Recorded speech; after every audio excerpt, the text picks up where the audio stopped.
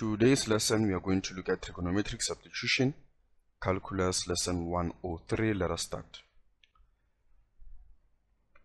We need to find the integral of 1 over square root of negative x squared plus 4x minus 3 dx. Now this is part of, or it was extracted from one of the past question papers, that is mathematics 16:1-3. Now the first thing that we need to do, since we can see that we cannot determine or conclude from this expression which form is this, so we need to complete the square.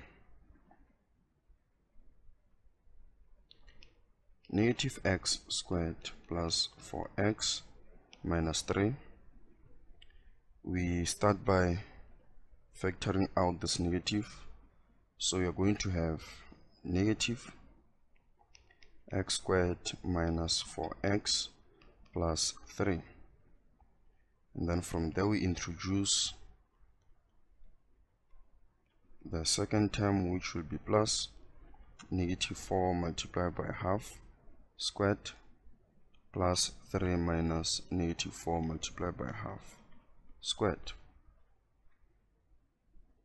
And then we have negative x squared minus 4x, and then we simplify inside the bracket. We're going to have negative 2 squared plus 3. Negative 2 squared is positive 4. Positive 4 multiplied by negative, it's negative 4. And then from there we group the terms with raised to the power 2. And then this will be negative 1. And then we distribute this negative. We are going to have negative x minus 2 squared plus 1. There is a lesson video whereby we look at completing a square. This is what we did.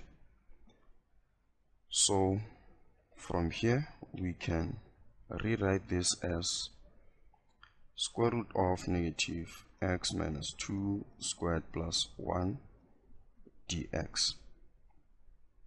Now from here we can generate our equations.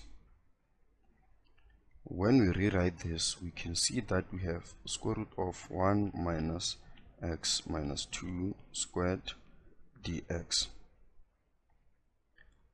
So in this case, we can see that this is the same as, actually it's in this form, where a is 1 and then x is x minus 2. Even if we raise this to the power 2, we know that 1 squared is the same as 1. So in this case, we are going to let x to be equals to,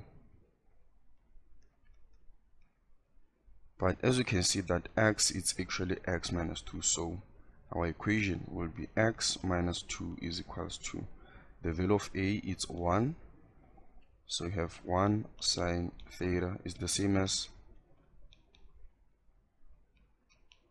sine theta. So this is the first equation we're going to use. From here we need to find the derivative of this. We actually know that the derivative of a constant number is 0, so we can quickly say dx is equals to dx over d theta is equals to derivative of sine is cos. Then we solve for dx, we are going to have cos theta d theta.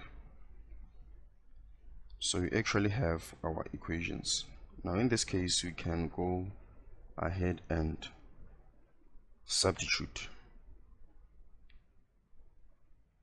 We're going to have 1 minus, we said that this is equals to sine theta, but it will be power 2, or let us substitute, and then dx is actually this, it's this, so cos theta d theta.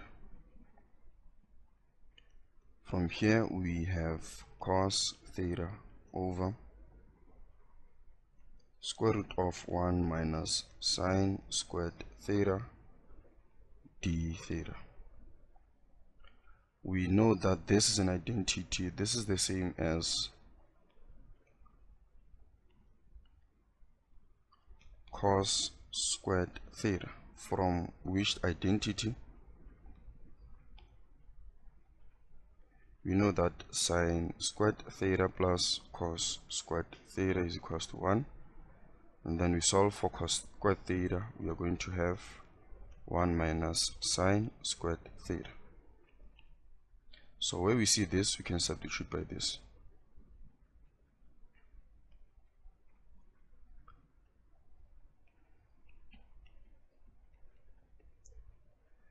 The square root of cos squared theta is simply cos theta d theta, and then from here this will result into 1, so we have the integral of 1 d theta. Now finding the integral of 1, we are going to have d,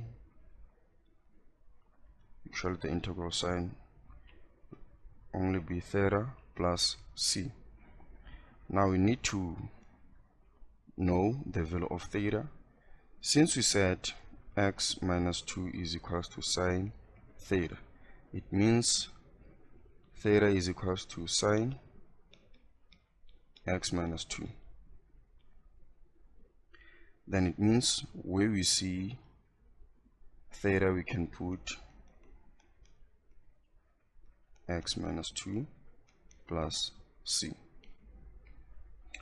This is the actual answer. Remember, you can also express this in algebraic form, but for this one I will leave it in a trigonometric form. That's it for this lesson video. This is Paula SJ. Thank you very much.